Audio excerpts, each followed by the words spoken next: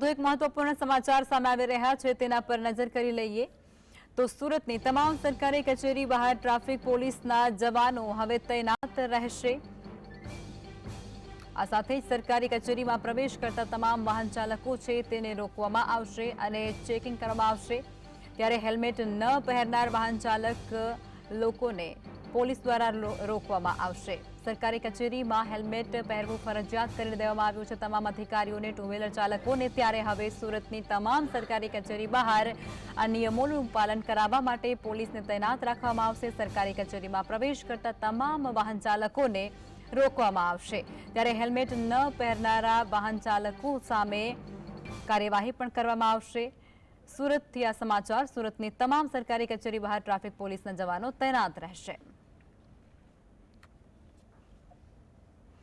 સંવાદદાતા સાહિસ જોડાઈ ચૂક્યા છે લાઈવમાં સુરતથી। સાહિસ, સુરતની અંદર સરકારી કચેરીઓ છે તેની બહાર હવે પોલીસ કર્મચારીઓ તૈનાત રહેશે અને જે ડીજીપી દ્વારા પરિપત્ર જાહેર કરવામાં આવ્યો છે અને તેની અંદર ઉલ્લેખ એવો કરાયો છે કે હેલ્મેટ પહેરવું હવે ફરજિયાત કરવામાં આવી ચૂક્યું છે। શું છે જાણકારી? બિલકુલ ચોક્કસપણે હવે હેલ્મેટ લાગુ હવે સરકારી કચેરીઓથી શરૂઆત કરી દેવામાં આવી છે। ત્યારે સુરત પોલીસની ટીમ હવે કચેરી બહાર ઉપસ્થિત કરી દેવામાં આવી છે। જોઈ શકાય કે અત્યારે દ્રશ્યોના માધ્યમથી બતાવવાનો પ્રયત્ન કરી રહ્યા છે કે હાલ અત્યારે તમામ વાહન ચાલકોને રોકવાના પ્રયત્નો જે છે તે કરવામાં આવી રહ્યા છે। તમામ સરકારી કચેરીઓની અંદર પ્રવેશ કરનાર હવે લોકોને હવે વાહન ચાલકોને દંડની કાર્યવાહી જે છે તે કરવામાં આવી રહી છે। હેલ્મેટનું જે અભિયાન જે છે તે શરૂ કરવામાં આવ્યું હતું અને ગતરોજ ડીજીનો જે આદેશ હતો અને તેને જ લઈને અત્યારે તમામ પોલીસના જવાનો જે છે તે અત્યારે સુરત પોલીસ કમિશનર કચેરી બહાર અને ત્યારબાદ હવે કલેક્ટર ઓફિસની બહાર અત્યારે તૈનાત જોવા મળી રહ્યા છે। હેલ્મેટ ન પહેરનાર વાહન ચાલકોને રસીદ આપી અત્યારે કાર્યવાહી જે છે તે કરવામાં આવી રહી છે અને અત્યારે શરૂઆત જે છે તે સરકારી કચેરીઓથી કરી દેવામાં આવી છે અને હાલ અત્યારે એક પછી એક હેલ્મેટ ન પહેરનાર વાહન ચાલકોને રોકવામાં આવી રહ્યા છે અને વાહન ચાલકોને રોકી હવે કાર્યવાહી કરવામાં આવી રહી છે। એટલું જ નહીં પરંતુ તેમને દંડની કામગીરી જે છે તે કરવામાં આવી રહી છે। મહિલા હોય કે કોઈ અન્ય પુરુષો હોય તેમની સામે કાર્યવાહી જે છે તે કરવામાં આવી રહી છે અને હાલ અત્યારે એસીપી આપણી જોડે ઉપસ્થિત છે, એમની જોડે પણ વાત કરવાનો પ્રયત્ન કરી રહ્યા છે કે સાહેબ કઈ રીતની કાર્યવાહી જે છે તે કરવામાં આવી રહી છે। અત્યારે એસીપી ટંડેલ સાહેબ ઉપસ્થિત છે। સાહેબ, સરકારી કચેરીઓથી શરૂઆત કરવામાં આવી છે, કઈ રીતના હવે દંડની કાર્યવાહી? ખાસ સૂચના અને પરિપત્ર હતી કે જેટલી પણ સરકારી ઓફિસ છે, કચેરી છે, જેમાં કોઈ પણ કર્મચારી હોય કે અધિકારી હોય જે હેલ્મેટ અવશ્ય પહેરીને પોતાની ઓફિસે આવશે અને ટ્રાફિક નિયમોનું પાલન કરશે। જેના અનુસંધાને અમે હાલ સુરત શહેરમાં અલગ અલગ સરકારી કચેરી ખાતે હેલ્મેટની ચેકિંગની ડ્રાઈવ રાખી રહ્યા છીએ અને જે હેલ્મેટ પહેરી નથી આવતા એને ઈ મેમો આપી દંડાત્મક કાર્યવાહી કરી રહ્યા છે।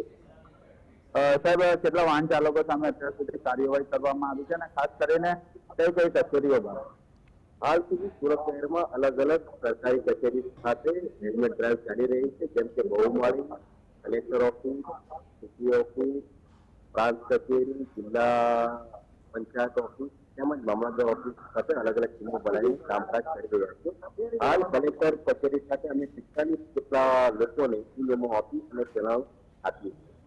બિલકુલ ચોક્કસપણે 45 જેટલા લોકોને ઈ મેમો આપવામાં આવ્યો છે। આપણે વાહન ચાલકો જોડે પણ વાત કરવાનો પ્રયત્ન કરી રહ્યા છે કે અત્યારે તે દંડની ભરપાઈ જે છે તે કરવામાં આવી રહી છે, કારણ કે અત્યારે જે રીતના હેલ્મેટનો ઝુંબેશ ઉપાડવામાં આવ્યો છે અને શહેરની અંદર જે કામગીરી કરવામાં આવી રહી છે તેને લઈને અત્યારે તમામ વાહન ચાલકો હવે હેલ્મેટ પહેરી લે તે માટે એક સૂચના જે છે તે આપવામાં આવી છે। અત્યારે જોઈ શકાય છે રસીદ જે બનાવવાની કામગીરી જે છે તે હાથ ધરવામાં આવી રહી છે। વાહન ચાલકોને પૂછતું હેલ્મેટ નથી પહેર્યું, 500 ની રસીદ ભરી છે, શું કહેશો?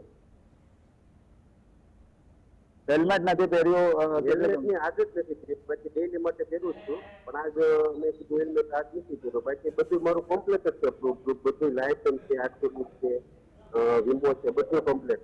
આજે પણ આજે જ હું આવી ગયો નથી મને આજે તો ડેલી માટે હેલ્મેટ પહેરીને જ આવું છું પણ ક્યારેક તો એ રીતનું એમ થાય કે આજે હેલ્મેટ નથી પહેરવું પણ એવું નથી, 2 કલાક 3 કલાક પૂરતું ન પહેરવું છતાં પણ અમારે દંડ ભરવો પડ્યો છે। હા, એટલે હવે આજે નથી પહેર્યું એટલે 500 રૂપિયા ગયા એવું કહી શકાય? હા, ક્યાં જ ને મારા અત્યારે 500 રૂપિયા કમાવા બહુ મુશ્કેલ છે। અત્યારે સમય 20 છે, બરોબર, મોંઘવારી એટલી બધી હાલે છે, 500 રૂપિયા કમાવા એટલે અમારું મન જાણતું હોય, અમે ખાલી 10-15 મિનિટના કામ હતું આવ્યા છતાં પણ અમે આમાં આવી રહી છીએ। હવે હેલ્મેટ પહેરશો? હવે તો હેલ્મેટ પહેરવું જ છું, હેલ્મેટ હોય એમ નથી કહેતો નથી પહેરતો, હેલ્મેટ ડેલી માટે પહેરું છું. પણ ક્યારેક આપણે એમ થાય 2 કલાક પૂરતું નથી પહેરવું એટલે એ રીતનું ન પહેરવું હોય, છતાં પણ 2 કલાક થતું મારે 500 રૂપિયા દંડ ભરવો પડે.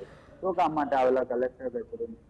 આપણે સરકારીનું કામ હોય બરોબર, એટલે આવ્યા હોય એ કામ માટે આવ્યા હોય તો પણ એ કામમાં આવી બિલકુલ જોઈ શકાય છે અત્યારે 20 મિનિટ જેટલા જ પૂરતો જે હેલ્મેટ ન પહેર્યો હતો એવું વાહન ચાલકો જણાવી રહ્યા છે અને અત્યારે 500 ની રસીદ તેમને આપવામાં આવી રહી છે અને અત્યારે કાર્યવાહીનો દોર જે છે તે કરવામાં આવી રહ્યો છે. એટલે ચોક્કસપણે કહી શકાય હવે સરકારી કચેરીઓથી શરૂઆત થઈ ચૂકી છે અને 15મી ફેબ્રુઆરીથી શહેરની અંદર હેલ્મેટ લાગુ થઈ જશે એટલે વાહન ચાલકો પણ હવે હેલ્મેટ પહેરતા થઈ જાય તેવી સુરત પોલીસ દ્વારા પણ વારંવાર અપીલ કરવામાં આવી છે.